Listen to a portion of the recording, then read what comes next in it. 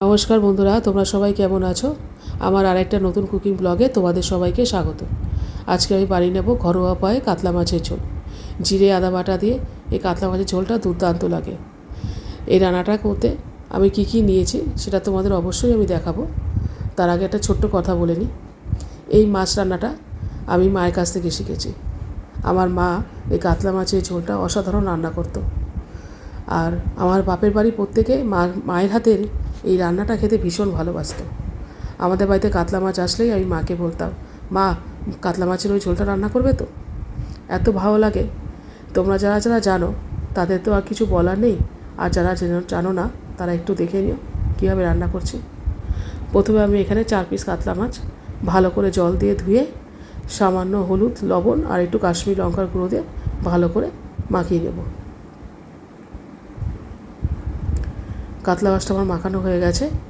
এবার ওদিকে গ্যাসটা আমি জ্বালিয়ে কড়াইটা বসিয়ে দেবো গরম হওয়ার জন্য। কড়াইটা গরম হলে দিয়ে দেবো পরিমাণ মতো সর্ষের তেল। আমি বেশিরভাগ রান্নাই কিন্তু সর্ষের তেলেই করি। এবার মাছটা আমি দিয়ে দিলাম কড়াইয়ের মধ্যে।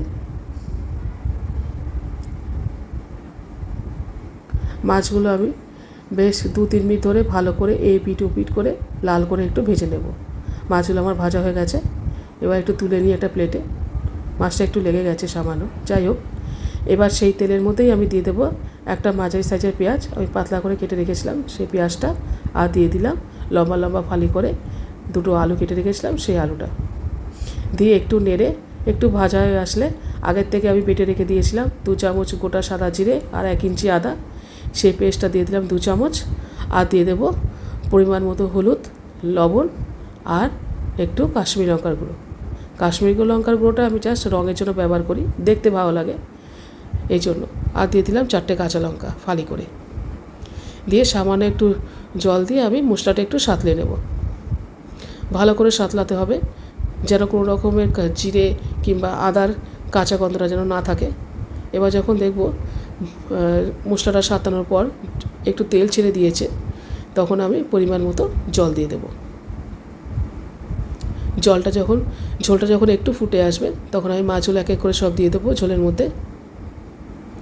ঝোলের মধ্যে মাছগুলো দিয়ে আমি একটু খুন্তি দিয়ে নাড়াচাড়া দিয়ে প্রায় 3-4 মিনিটের মতো আমি ঝোলটা রান্না হতে দেবো। ততক্ষণে আলুগুলো একটু সিদ্ধ হয়ে যাবে। মাছগুলো আমি এপিট ওপিট করে দিলাম একটু। আলুগুলো আমার সিদ্ধ হয়ে গেছে, মাছটাও প্রায় রান্না হয়ে এসছে। এবার আমি ওপর দিয়ে একটু ধনেপাতা ছড়িয়ে দিলাম, দিয়ে এই মিনিটখানেক একটু ফুটিয়ে আমি গ্যাসটা বন্ধ করে দেবো। এই ঝোলটা খেতে এত অসাধারণ লাগে, তোমাদেরকে কি বলবো।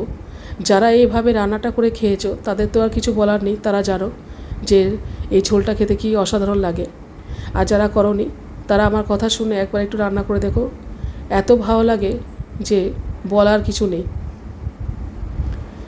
তোমরা যারা বাড়িতে ট্রাই করোনি তারা অবশ্যই ট্রাই করো, আর আমাকে কমেন্ট করে জানিও যে রান্নাটা তোমাদের কেমন লাগলো। আমি একটু ছেলেকে ডেকে নিই, দেখি ও কী বলে। ওকে খাইয়ে দিলাম।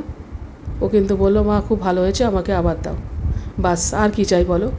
ওদের জন্যই তো রান্না করা, ওরাই যখন বলে দিয়েছে আর কিছু চাওয়ার নেই। যাই হোক, তোমরা কিন্তু সবাই খুব ভালো থেকো, সুস্থ থেকো। আর যারা যারা কিন্তু আমাকে সাবস্ক্রাইব করোনি তারা কিন্তু অবশ্যই সাবস্ক্রাইব করে দিও, আর লাইক আর শেয়ার করে আমার পাশে থেকো। আজকের মতো আসি, আবার দেখা হবে অন্য কোনো দিন।